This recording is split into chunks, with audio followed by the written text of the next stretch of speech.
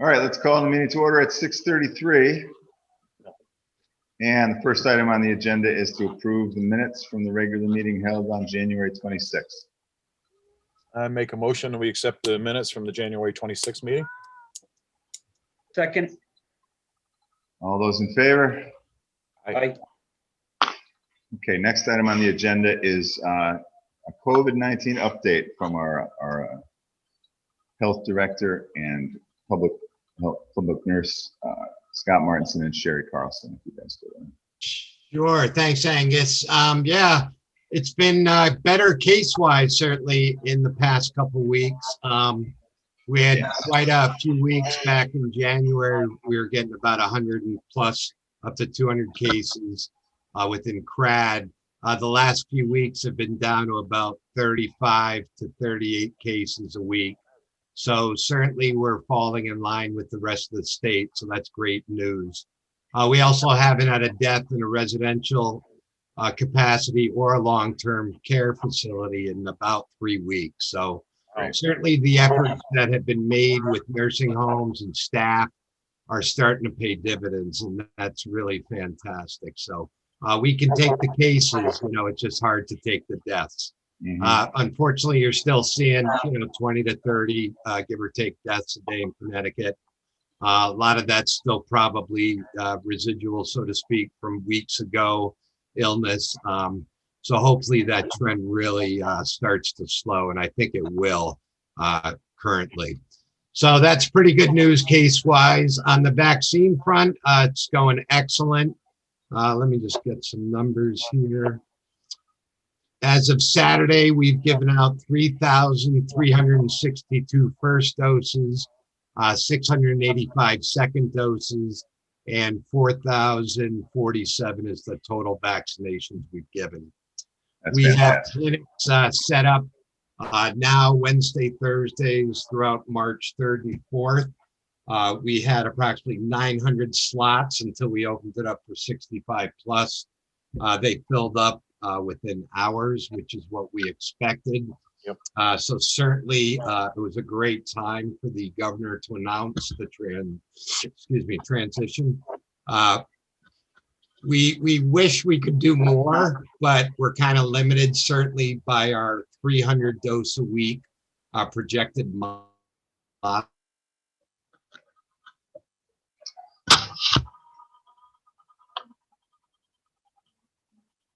Oh, God damn it.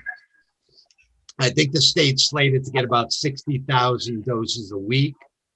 So if you look at 300,000 to 400,000 seniors, 65 and up, certainly we're looking at, I would think, at least 4 weeks, but that depends on allotment.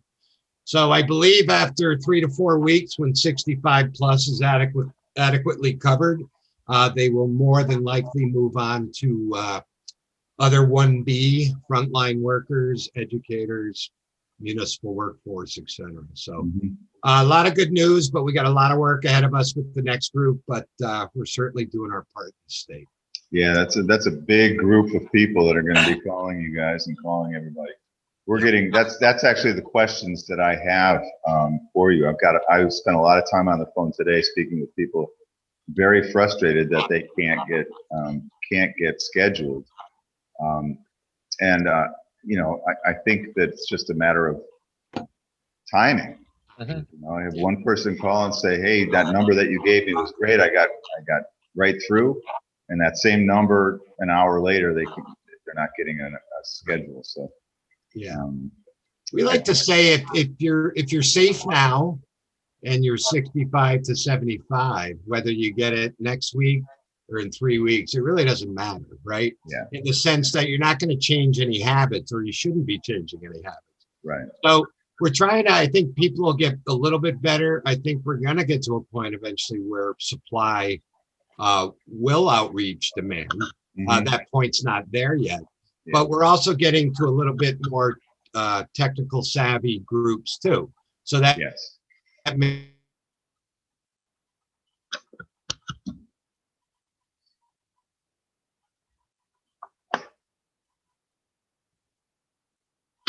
states that's going to eventually allow us to register people if they don't have an email, if they don't, you know, it's starting to get a little more user friendly where we could start to check people in and such.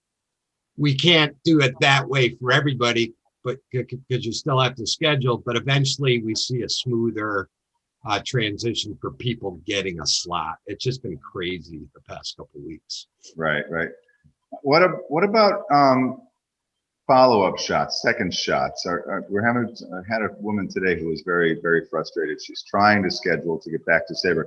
It's not mandatory that you get a shot, your second shot at the same place that you got the first one, right? Correct. It's encouraged, and some hospitals are actually saying if you got a first shot, if you didn't get a first shot there, you can't come for a second shot. Really, the governor has told local health anyways, we should be equitable in the sense that we're open to everybody, right? Mm-hmm. It behooves us to schedule our first dose people again 28 days after, which we are doing. What we do is open up slots about a week after a person finishes their first shot. And they'll be able to see a clinic that's only available to second shot recipients. So I can control the dosage of first and second doses within a given clinic. Mm-hmm. So if I have 100 doses and I'd say, well, I know 80 people came through 28 days ago, first dose, I can tell that clinic in 28 days that 80% or 80 shots are just for second dose people. So it wouldn't allow other groups to register. So those are part of the user updates that are making it easier. Yeah. And that's in VAMS. I haven't gotten into VAMS yet to do that, but if they go into VAMS, they're actually asked if this is a second or a first shot. Right. Okay, great. Great.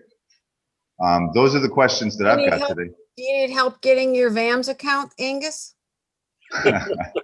I don't yet.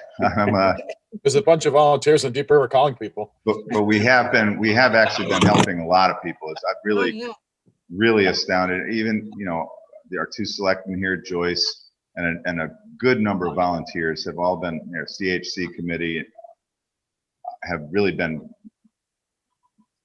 just taking their own time and calling people and helping, going to people's houses to help them get their own VAMS account or other accounts set up. I'm really, all our towns have been very helpful. Extremely grateful to those people for helping those folks out. But there still are folks out there. You know, I got a call today, you know, from a 78-year-old guy. How do I get registered?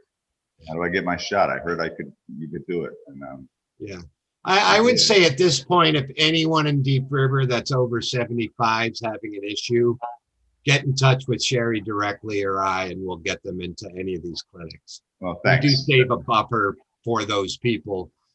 You know, what happens, Angus, we're seeing too, is sometimes people, even in 1A, that a month ago said, nah. Yeah. So we can't really close it to those groups ever, because a lot of people are starting to change their mind saying, maybe I should get the shot. Yeah. We're not seeing that group yet, which we will, of younger kids who may be more difficult to get a vaccination. Yeah. I've had a couple of people ask me, there's no difference in the shot for first and second, correct?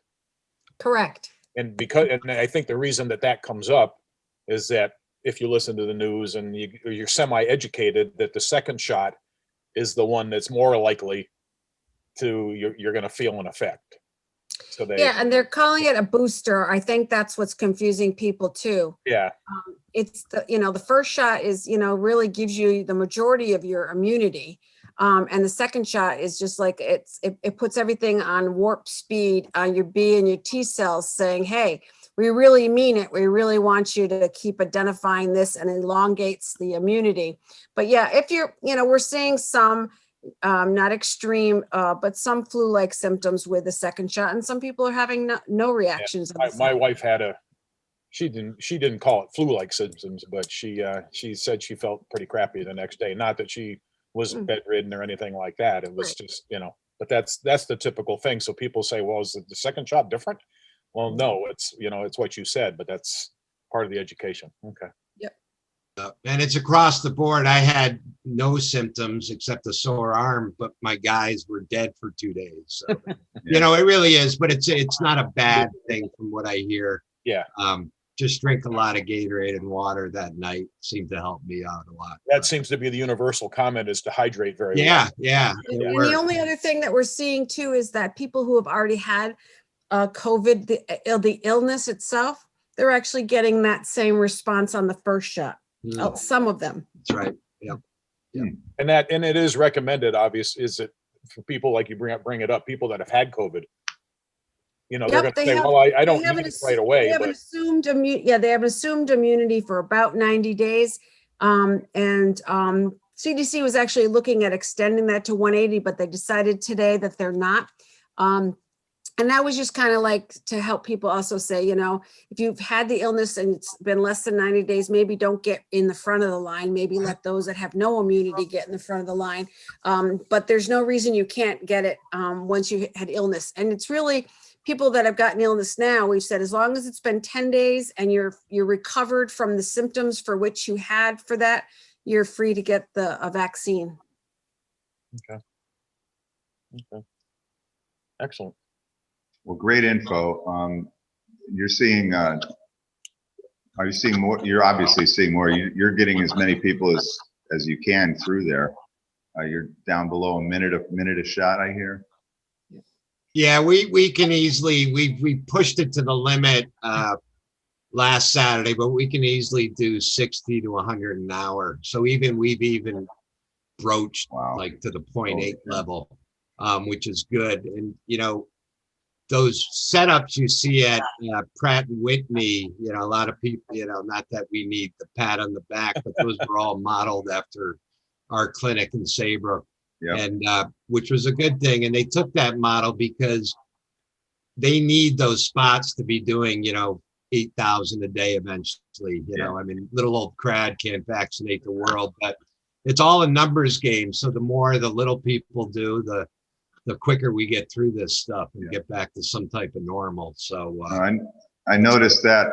I was looking at the Wesleyan setup. Seems to be an exact replica of you guys. Yeah, I drove by there today.